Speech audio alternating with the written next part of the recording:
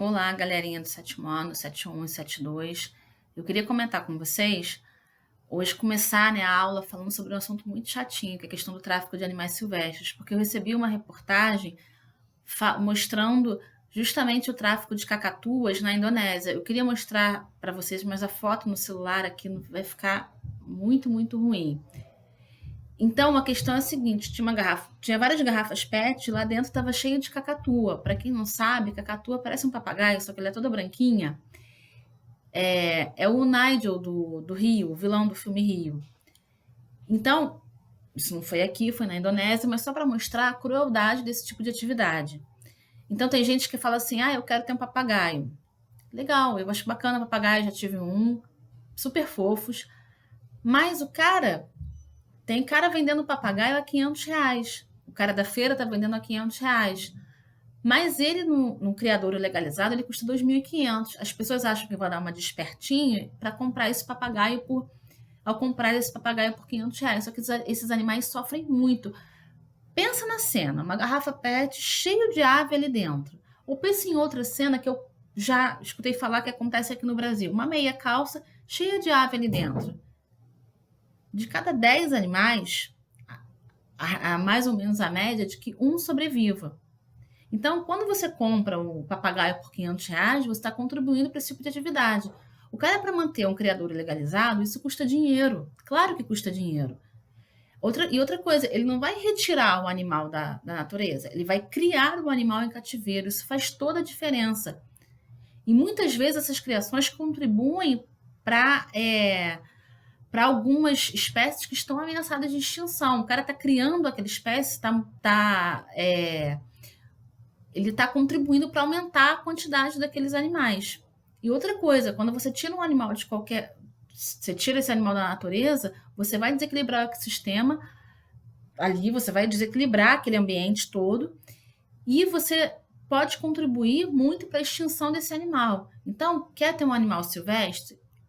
Eu sou super a favor, mas você tem que pagar por ele, não dar uma despertinho e querer comprar uma. E muita, muita, muita gente faz isso. O tráfico não teria esse poder todo, o tráfico de animais silvestres, se não tivesse comprador. Então, se ele continua caminhando, é porque existe quem compre dessa forma. Então, eu quero que vocês pensem com carinho sobre isso. Bom, eu pedi para vocês fazerem a página 12 e 13 e vou corrigir com vocês agora.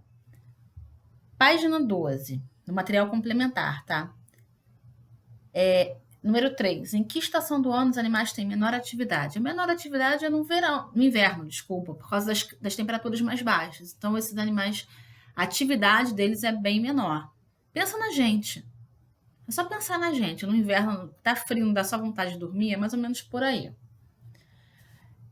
4. Observando a imagem 2, que região da Terra recebe maior quantidade de luz? Bom, vou fazer uma gambiarra aqui. A questão é a seguinte. Se eu pegar isso aqui, eu tô representando o planeta Terra, e eu tô com uma lanterninha aqui. Aonde vai receber a maior quantidade de luz? No meio ou aqui, nas extremidades? Seria no meio. Então, a maior quantidade de luz é no Equador, nessa região do meio.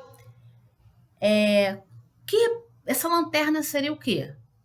A lanterna representa o Sol, de onde vem a luz. Que seres vivos necessitam da luz para se alimentar? Bom, todo mundo precisa de luz, mas quem precisa da luz para se alimentar, para produzir o alimento? São os seres que fazem fotossíntese. Então, a gente está falando diretamente de algas e de plantas. Na cadeia alimentar, como são chamados esses seres vivos? São os produtores da cadeia alimentar. Então, numa cadeia alimentar, você tem produtor, consumidor primário, secundário, terciário, quaternário. Opa, parou por aí. Por que parou por aí? Eu tenho a sequência de como acontece a alimentação desses animais na natureza. O produtor fabrica o próprio alimento. Aí vou ter consumidor primário, secundário, terciário, quaternário. Por que eu não vou até mais?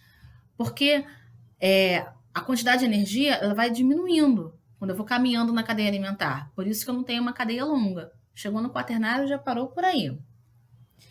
8. Em que região da Terra esses seres vivos seriam beneficiados recebendo mais luz? seria nas regiões próximas ao Equador. Lembra da lanterninha que ela vai mais direto aqui. Bom, 9. 9 tem uma tabelinha aí, tem um desenho, e ele fala, consulte a legenda e diga que cor representa o nível mais alto de biodiversidade. Bom, biodiversidade representa a diversidade dos seres vivos. Se vocês olharem, nível baixo é amarelinho, aí conforme vai ficando mais verde, verde claro, verde escuro é o com nível mais alto de biodiversidade. Que cor representa o nível mais baixo? O contrário, seria o amarelinho. 11. Em que região da Terra, 1, 2 ou 3, o nível de biodiversidade é maior? Aonde que eu tenho mais verde escuro aí? Seria no 2. O espaço pesquisa, ele está falando da duna. Duna é uma paisagem maravilhosa e você tem uma área,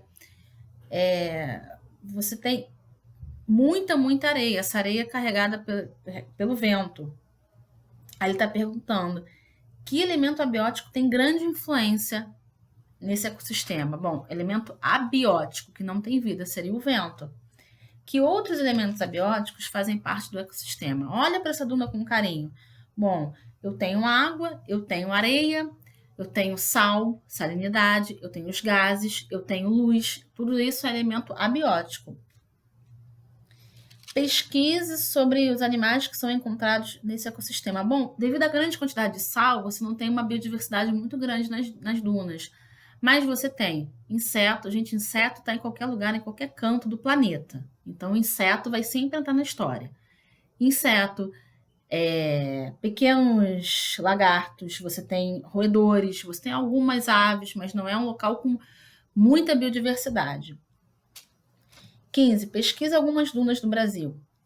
Bom, dunas, eu coloquei aqui dunas do Mangue Seco, na Bahia, duna da Joaquina de Santa Catarina. São só algumas dunas que existem aqui no Brasil. A gente tem, eu nunca fui, mas a gente vê pela televisão que tem dunas maravilhosas aqui.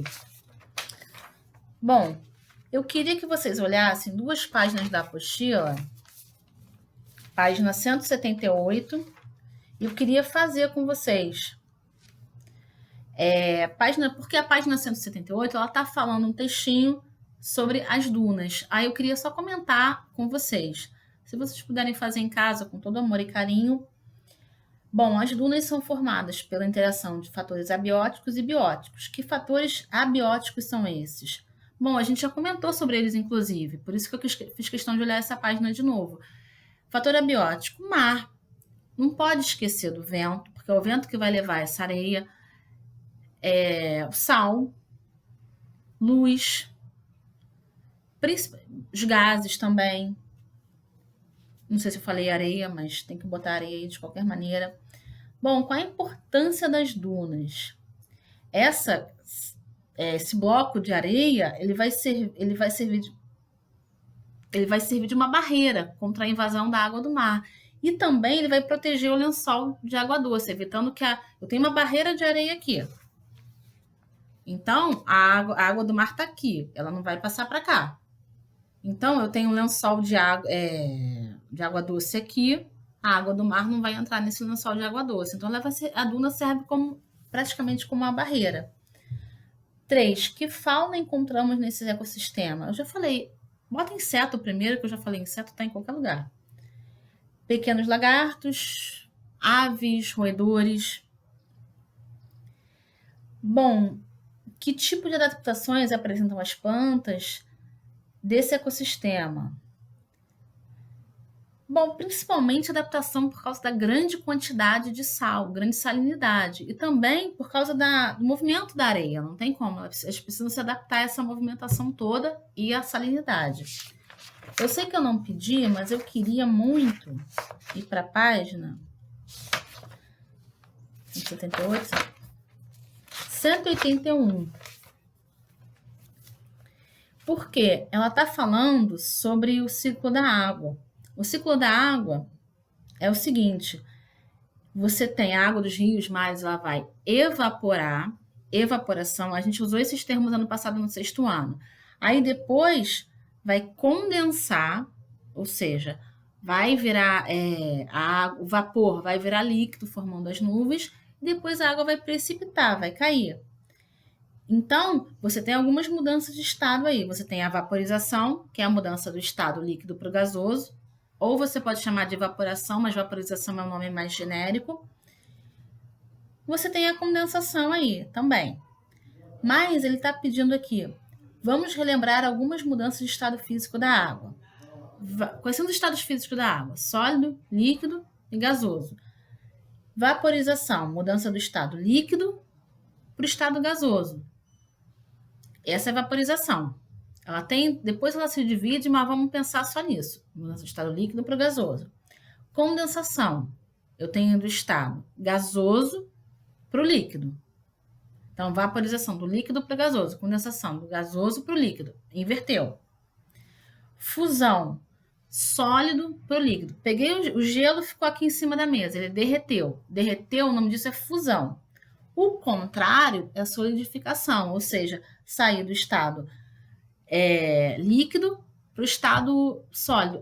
Peguei a água e coloquei no congelador. A água vai congelar. Isso que é solidificação. Eu gosto muito de falar o termo, vai ficar sólido. Vai solidificar, solidificação. Bom, eu vou fazer o seguinte com vocês. Eu vou passar algumas páginas para vocês fazerem, só que antes eu queria um conceito. Já que a gente falou de tráfico de animais silvestres, a gente tem a questão das espécies invasoras. Imagina que alguém viaja para os Estados Unidos e traz um animal, traz um casal de um animal qualquer, uma ave que não tem aqui. E esses animais fogem. Esses animais vão se reproduzir. Eles representam uma espécie invasora. Eles não têm predadores naturais. Ou seja, eles não são daqui, então eles não têm predadores naturais. Então eles vão se multiplicar, multiplicar, multiplicar e vão desequilibrar o ambiente ali. Então, isso é uma espécie invasora. A espécie não é dali, ela foi introduzida por algum motivo. Acontece muito quando espécie invasora é você importar um animal, aí por algum acaso, ou as pessoas descartam mesmo, não quero mais, joga, que é um absurdo, ou então esse animal foge e ele vai encontrar um meio de sobreviver, e daqui a pouco esse animal se reproduz e ele ocupa o local dos animais daquela região. Ele vai disputar espaço com eles, com a diferença que ele não vai ter predador. Então, daqui a pouco, ele pode acabar provocando desaparecimento de espécies nativas, que são daquela região mesmo. Então, eu queria comentar esse conceito com vocês, lembrar o conceito de fauna e flora. Quando eu falo em fauna, eu estou falando dos animais que estão numa região. Quando eu falo em flora, eu falo da vegetação daquela região.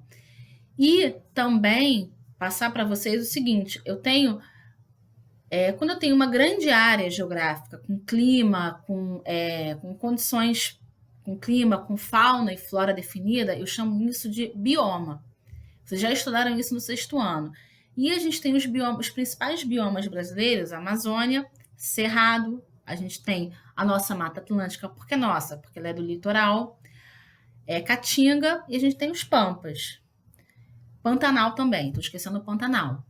Então, esses são os biomas brasileiros e a gente vai passear por cada um deles. Então, eu vou pedir para vocês fazerem, além da página 182, a 191 e 192 da apostila. Tá? Então, vocês deem uma olhada com carinho em todas essas páginas e eu vou comentar com vocês no próximo vídeo na semana que vem. Beijo, espero que estejam bem, se cuidem porque a situação ainda é muito séria. Fiquem com Deus. Tchau.